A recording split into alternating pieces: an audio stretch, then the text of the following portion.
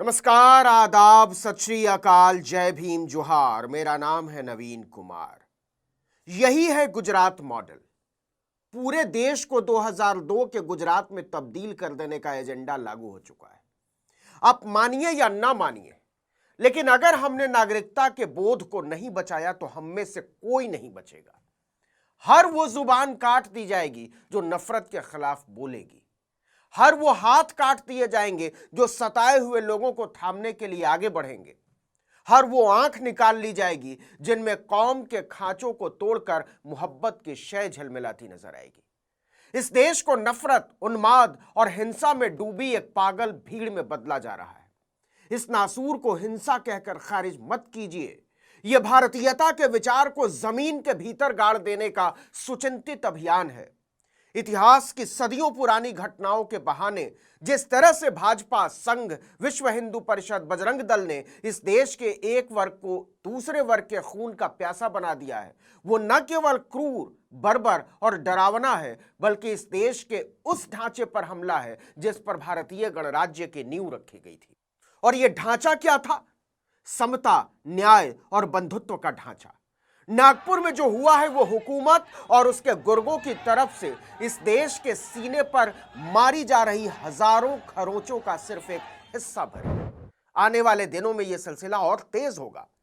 तो क्या यह मान लिया जाए कि यह प्रशासनिक विफलता भर है और जो हुआ उसके पीछे पुलिसिया मासूमियतें जिम्मेदार हैं? हरगिज नहीं।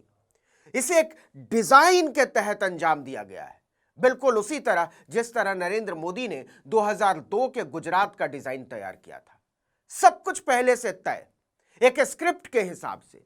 मोदी सरकार को पता है कि बेरोजगारी, महंगाई और भ्रष्टाचार से त्रस्त जनता को धार्मिक उन्माद की अफीम चटाए बिना सवाल उठाने से नहीं रोका जा सकता। इसी डिजाइन के तहत औरंगजेब की कब्र खोदने पर आमादा दहशतगर्दों की सेना पूरे महाराष्ट्र की सड़कों पर उतरी। लेकिन सबका ध्यान था नागपुर में क्या होता है। गौर कीजिए, महाराष्ट्र के मुख्यमंत्री देवेंद्र फडणवीस ने एक दिन पहले ही बयान दिया था कि औरंगजेब की प्रशंसा करने वालों को हम कुचल देंगे। यह इशारा काफी था कि कुचलने वालों को पूरी छूट है, पुलिस प्रशासन इसमें अड़ंगा नहीं लगाएगा। बिल्कुल उसी तर्ज पर जिस तर्ज पर मोदी ने 2002 के गुजरात को अंजाम दिया था। नागपुर आने वाले दिनों में पूरे देश को गुजरात बनाने की नई प्रयोगशाला है। आरएसएस का हेडक्वार्टर है नागपुर। राज्य के डिप्टी सीएम एकनाथ शिंदे ने खुद कहा कि एक प्लानिंग के तहत हिंसा को अंजाम दिया गया। विश्व हिंदू परिषद और बजरंग दल के लोग औरंगजेब का पुतला फूंकने के लिए सड़कों पर उतरे। लेकिन इरादा केवल इतना नहीं था, क्योंकि डरे हुए मुसलमान घरों में दुबके हुए थे और जब तक वो घरों से बाहर नहीं निकलते उनका मकसद पूरा नहीं होता। और पूरे राज्य में संदेश साफ जाए, इसलिए देवेंद्र फडणवीस के अपने नागपुर को चुना गया। विश्व हिंदू परिषद ने शहर में औरंगजेब का पुतला फूंका, और न केवल पुतला फूंका बल्कि कथित रूप से आपत्तिजनक भड़काऊ धार्मिक सामग्री का इस्तेमाल किया गया। और न केवल मुसलमानों को उकसाने वाली धार्मिक सामग्री का इस्तेमाल किया गया, बल्कि इसका वीडियो बनाया गया और फिर उस वीडियो को वायरल किया गया। स्क्रिप्ट के मुताबिक तय था कि इसके बाद क्या होगा। सुबह से घरों में बंद लोग बाहर निकलने लगे। नतीजा, शाम लगभग 7:30 बजे नागपुर के महाल इलाके में हिंसा भड़क गई। पथराव और तोड़फोड़ शुरू हो गई। उपद्रवियों ने घरों पर पथराव किया और सड़क पर खड़े दर्जनों वाहनों में तोड़फोड़ और आगजनी शुरू कर दी। चश्मदीदों ने बताया कि उपद्रवियों ने अपने चेहरे ढक रखे थे। उनके हाथ में तलवार, डंडे और बोतलें थी। अचानक सबने हंगामा शुरू कर दिया। घरों पर पत्थर फेंके जाने लगे, दुकानों में तोड़फोड़ होने लगी। इसके बाद गाड़ियों के शीशे तोड़े जाने लगे और उनमें आग लगाई जाने लगी। कुछ इलाकों में घरों में घुसकर तोड़फोड़ की गई, वहां खड़ी गाड़ियों में आग लगाई गई। जेसीबी मशीनों तक को नहीं छोड़ा गया। कहने का मतलब यह कि हालात को जानबूझकर बेकाबू होने दिया गया और वहां तक पहुंचने दिया गया कि उपद्रवी पुलिस पर हमला करने लगे। और वही हुआ। पुलिस हाथ पर हाथ धरे सब कुछ देख रही थी तमाशबीन की तरह, और यह चलता ही रहता अगर उपद्रवियों ने एक डीसीपी पर हमला नहीं बोला होता। नागपुर के डीसीपी निकेतन कदम पर कुल्हाड़ी से हमला किया गया और इस हमले में वो घायल हो गए।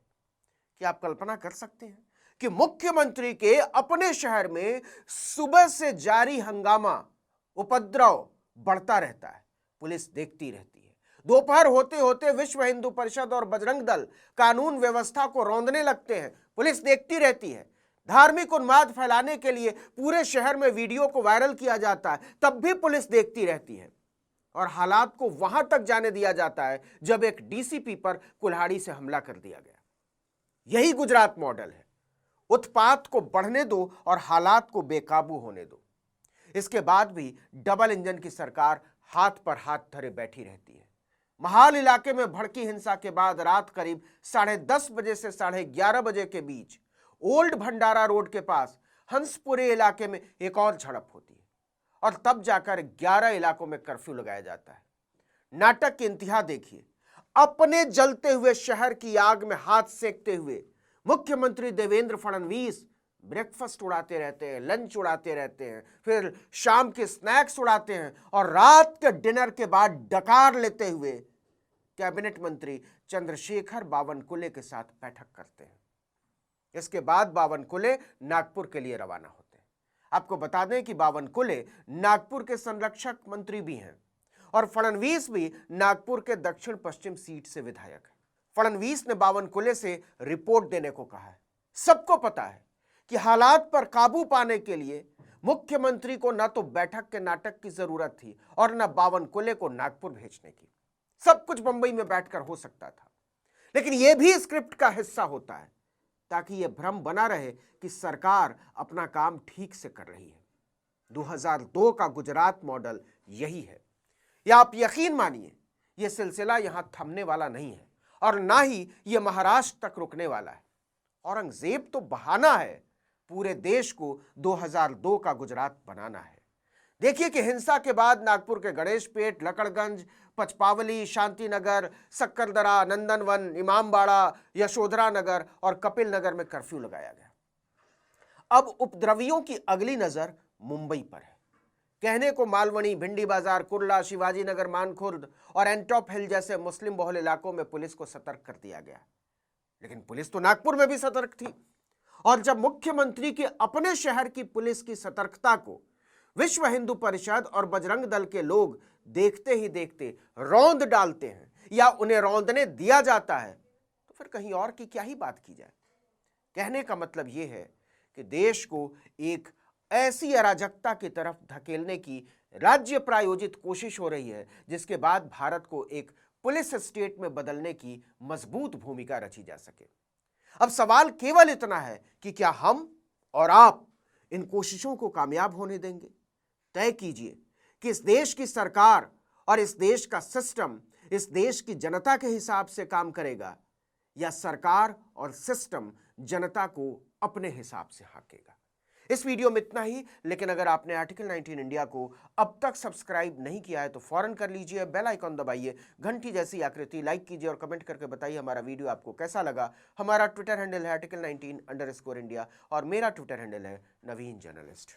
नमस्कार।